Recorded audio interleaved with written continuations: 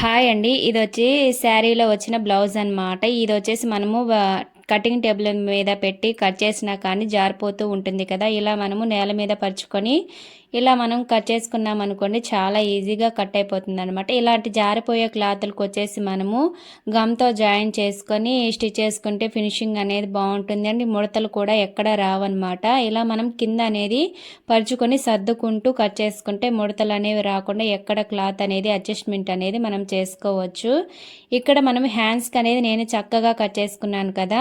ఆ చక్కగా కట్ చేసుకున్నప్పుడు మనం హ్యాండ్ అనేది స్టిచ్ చేసిన తర్వాత సైడ్ అనేది క్లాత్ అనేది మిగులుతుంది కదా! అక్కడ మిగిలిన క్లాత్ వచ్చేసి మనము సైడ్ జాయింట్స్కి అనేది వేసుకోవచ్చు అండి. ఈ చిన్న టిప్ అనేది యూజ్ అయితే ఒక చిన్న కామెంట్ చేయండి. ఇక్కడ మనము కింద పరుచుకోవడం వల్ల ఇదనమాట యూజ్. మనము ఎక్కడెక్కడ క్లాత్ అనేది అడ్జస్ట్మెంట్ చేసుకుంటూ వేసుకోవచ్చు అనమాట. కటింగ్ టేబుల్ ఉన్న వాళ్ళు కటింగ్ టేబుల్ మీద పెట్టి కట్ చేసుకోవచ్చు అండి. నాకైతే కటింగ్ టేబుల్ లేదు, ఓన్లీ నేను ఇలా నేల మీద పరుచుకొనే కట్ చేసుకుంటాను అనమాట. ఇక్కడ వచ్చేసి షేప్ బెల్ట్ కూడా క్లాత్ అనేది లేదండి. ఇక్కడ కొంచెం అతుకులు అనేవి పడతాయి అన్నమాట. ఇక్కడ మనం కొంచెం అడ్జస్ట్ చేసుకుంటూ కట్ చేసుకుంటే సరిపోతుంది అనమాట. ఈ వీడియో నచ్చితే ఒక చిన్న లైక్ అండ్ సబ్స్క్రైబ్. నెక్స్ట్ వీడియోలో కలుద్దాం. Thank you.